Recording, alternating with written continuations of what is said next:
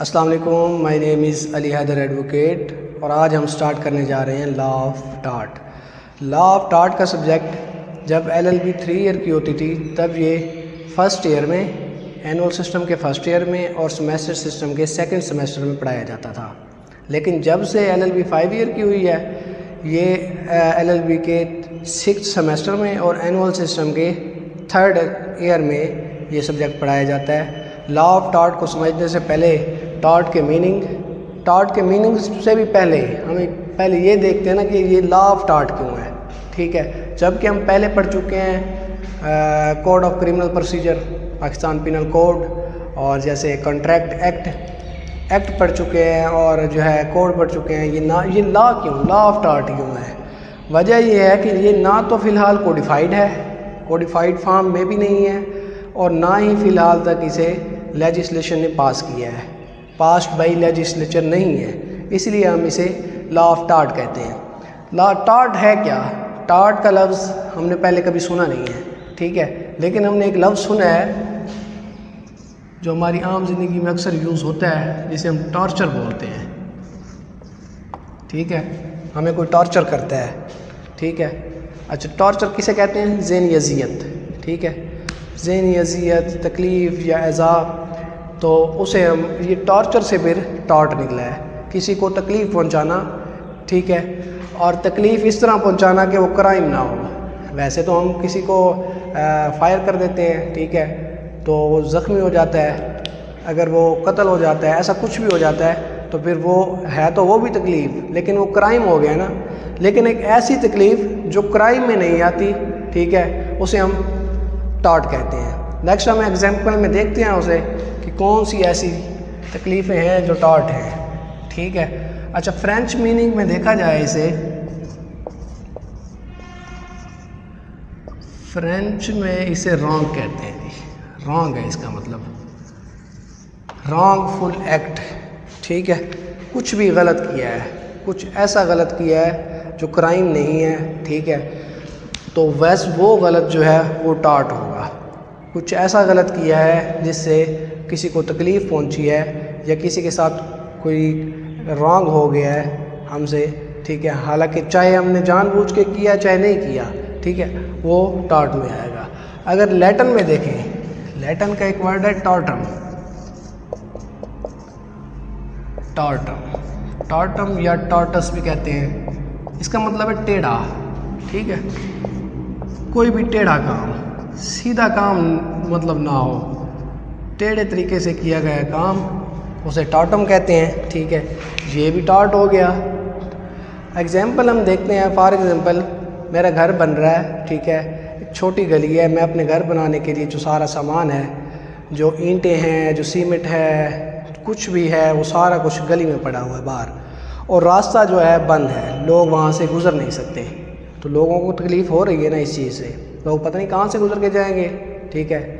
हालांकि मैं सिर्फ़ और सिर्फ अपना घर बना रहा हूँ, मैंने कोई क्राइम नहीं किया, मैंने किसी को कुछ कहा नहीं है, लेकिन मुझसे लोगों को तकलीफ़ हो रही है, ये है जी टार्ट, ठीक है। और इसी तरह मैं फॉर एग्ज़ाम्पल चलते हुए कोई केला खा रहा हूँ और मैं उसका जो छिलका है फेंक देता हूँ, मैंने सिर्फ छिलका फेंका है, मैंने कोई क्राइम तो नहीं किया, लेकिन कोई ऐसा शख्स, दूसरा ऐसा शख्स वो वहाँ से गुज़र रहा है, उसका पाँव ऊपर आया है और वो फिसल के गिर गया है, तो मेरी वजह से गिरा है, हालांकि मैंने कोई क्राइम नहीं किया, लेकिन मैंने एक रॉन्गफुल एक्ट किया है, मैंने कुछ रॉन्ग किया है जिसकी वजह से अगला बंदा गिर गया है, ये आ जाता है जी टार्ट में। इसी तरह अगर हम देखें, मैं अपने घर के ऊपर छत पे म्यूज़िक चलाता हूँ या घर के अंदर भी इतनी आवाज़ में म्यूज़िक चलाता हूँ कि साथ वाले तंग होते हैं, पड़ोसी तंग होते हैं, वो रॉन्गफुल एक्ट है, क्योंकि मेरा अपना घर है, म्यूज़िक मैं अपने घर में चला रहा हूँ। रॉन्गफुल ऐसे है कि लोग उससे तंग हो रहे हैं, ये टार्ट है, ठीक है। कुछ भी हमारी ज़िंदगी टार्ट्स से भरी पड़ी है, ठीक है, ऐसे रॉन्ग जो क्राइम में नहीं आते। कोई डिफेमेशन लगा लो, मैं किसी को गाली दे देता हूँ, ठीक है, अगला बंदा हर्ट हुआ है मुझसे, ये टार्ट है, ठीक है, हालांकि मैंने कोई क्राइम नहीं किया, लेकिन ये लॉ ऑफ टार्ट है। और इसका बदला कैसे मिलेगा, वो रेमेडी इसकी मिलती है, लॉ ऑफ टार्ट बना ही इसी वजह से। हम आगे डेफिनेशन में से देखते हैं tort is a civil wrong for which remedy is common law. Common law action, common law इसलिए इसे कहा गया है, कॉमन लॉ इसलिए कहा गया क्योंकि ये स्टैट्यूट लॉ नहीं है, ठीक है। मैं पहले बता चुका हूँ ये पास्ट बाई लेजिस्लेचर नहीं है, इसलिए इसे कॉमन लॉ कहा गया है। फॉर अनलिक्विडेटेड, अनलिक्विडेटेड मतलब अनस्पेसिफाइड, ठीक है, अनस्पेसिफाइड। तो बताता हूँ ये अनस्पेसिफाइड क्या है। Unspecified damages and it is not breach of contract और ट्रस्ट, ठीक है। टॉर्ट एक ऐसा सिविल रॉन्ग है, tort is a civil wrong, एक ऐसा सिविल रॉन्ग है जिसके लिए कोई ना कोई बदला है, ठीक है, कोई रेमेडी है। रेमेडी वो पैसों की सूरत में हो सकती है, ठीक है, कोई किसी भी जज़ा की सूरत में हो सकती है। मैंने किसी के साथ रॉन्ग किया है, ठीक है, मुझे उसका फ़ाइन पे करना पड़ेगा, उसे हम रेमेडी कहते हैं, ठीक है। तो रेमेडी है फॉर अनलिक्विडेटेड, अनस्पेसिफाइड मतलब वो कोई फिक्स नहीं है। जैसे कोई बंदा कत्ल कर देता है, कोड ऑफ क्रिमिनल प्रोसीजर या पाकिस्तान पिनल कोड में देखें, कत्ल होता है तो उसकी सज़ा क्या है 302। तो मैं किसी मज़दूर को कत्ल कर दूं, मैं किसी वज़ीर को कत्ल कर दूं, किसी मिनिस्टर को कत्ल कर दूं, बात एक ही है, बात एक ही है, क्योंकि मैंने कत्ल किया और मुझे 302 लगेगी। वो जो है स्पेसिफाइड हो गया, उसका केस ला बना हुआ है। लेकिन इसमें ऐसा नहीं है, इसमें अनस्पेसिफाइड है। अगर मैं किसी एक लेबरर को गाली देता हूँ, एक मिनिस्टर को गाली देता हूँ, तो ये बराबर नहीं है, ठीक है। इसमें स्पेसिफाई नहीं है कि इसका क्या फ़ाइन होगा या इसकी क्या रेमेडी होगी, वो फिर कोर्ट ही देखेगी, ठीक है।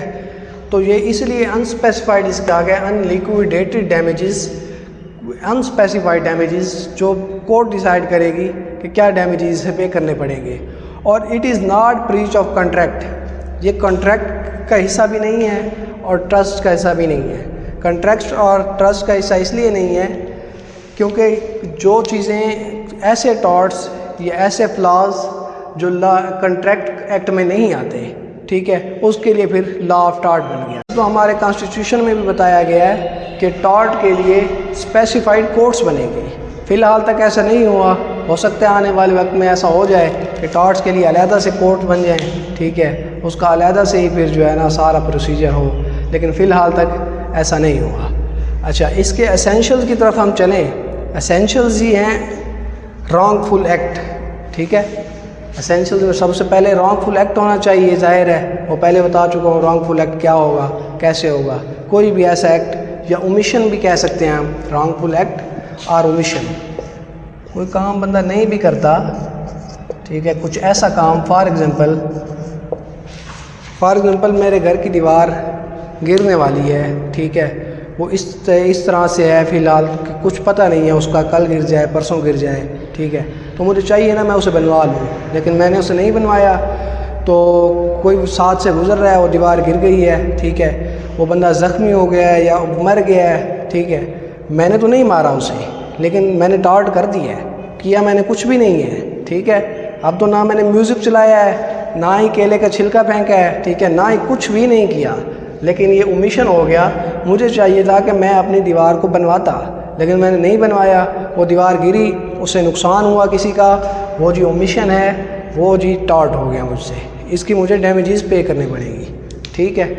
ड्यूटी इम्पोज्ड बाय लॉ, बात वही है, लॉ ने ड्यूटी इम्पोज की हुई है कि रॉन्गफुल जो एक्ट्स हैं उनसे बचना है आपने, ओमिशंस, ऐसी ओमिशन से बचना है। कोई नंगी तार है मेरे घर के बाहर, ठीक है, मैंने कुछ भी नहीं किया, मैंने वैसे ही नंगी तार वो छोड़ दी है, मैंने कुछ भी नहीं किया, ठीक है, बाहर से बंदा गुजरता है, किसी को करंट लगता है, वो मर जाता है, ठीक है, ये टॉर्ट हो गया, हालांकि वो मैंने कुछ भी नहीं किया, लेकिन वो नंगी तार तो मेरे घर की थी ना, मैंने बनवानी थी या किसी और ने, ठीक है, वो टॉर्ट हुआ, वो ओमिशन हुआ। अच्छा, ड्यूटी इम्पोज्ड बाय लॉ का मतलब ये है कि लॉ ने ड्यूटी जो इम्पोज की है, लॉ ने ये ड्यूटी इम्पोज की है कि कोई भी रॉन्ग एक्ट हो रहा है उसे आपने ठीक करना है, ठीक है। जैसे कि दीवार गिर रही थी, मुझे बनवानी चाहिए थी, जैसे कि वो तार नंगी थी, मुझे उसे सेट कराना चाहिए था, लेकिन ऐसा नहीं हुआ, मैंने ऐसा नहीं किया, तो ये ड्यूटी मैंने अपनी सरअंजाम नहीं दी, ठीक है, अपनी ड्यूटी मैंने सरअंजाम नहीं दी, तो फिर टॉर्ट हो गया, उसके डैमेजेस पे करनी पड़ेंगी, लीगल डैमेजेस, ठीक है। कोई लीगल डैमेजेस हो, ये लाजमी नहीं है कि रियल डैमेजेस हो। इसका मतलब क्या है? इसका मतलब ये है, फॉर एग्ज़ाम्पल मैं जा रहा हूँ कोई वोट देने, ठीक है, इलेक्शन हो रहे हैं, मैं वोट देने जा रहा हूँ और मैं जिसको वोट देने वाला हूँ वो उम्मीदवार है नून लीग का, ठीक है, और एक पीपल पार्टी का कोई और दूसरा बंदा है जिसने मुझे वोट देने से रोका है या मुझे नहीं देने दिया किसी तरह से भी, ठीक है।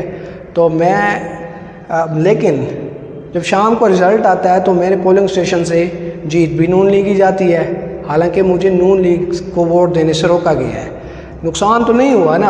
अगर नून लीग मेरे वोट ना देने से हार जाती फिर तो मैं समझता नुकसान था, लेकिन हुआ यूँ है कि नून लीग भी जीत गई है चाहे उन्होंने मुझे वोट नहीं देने दिया। लेकिन ये तो रियलिटी हो गई। लीगल डैमेजेस में क्या हुआ? लीगली तौर पे उसने मुझे रोका है, मुझे वोट नहीं देने दिया गया, तो ये हो गया मेरा लीगल डैमेजेस। चाहे वो नून लीग की पार्टी जीत गई है, नून लीग का जो कैंडिडेट है वो विन कर गया है, ये एक अलग बात है, ठीक है, लेकिन मेरी तो लीगल डैमेजेस हुई है ना।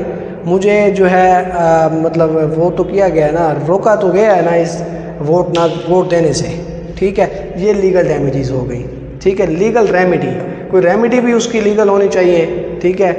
Right fixed by law, right ऐसे कि जो लॉ ने फिक्स किए हुए हों, ऐसे नहीं कि हर राइट को हम जो कह दें जी ये मेरा राइट था और हम जो है ना अदालत में जाके कंप्लेंट कर दें, ऐसा नहीं है। ऐसे जो लॉ से फिक्स्ड किए हुए राइट हैं वो राइट होने ज़रूरी हैं। ये था आज का टॉपिक, ठीक है। नेक्स्ट हम इसे नेक्स्ट फर्दर देखते रहेंगे, हमारे साथ रहिएगा। अल्लाह हाफिज़।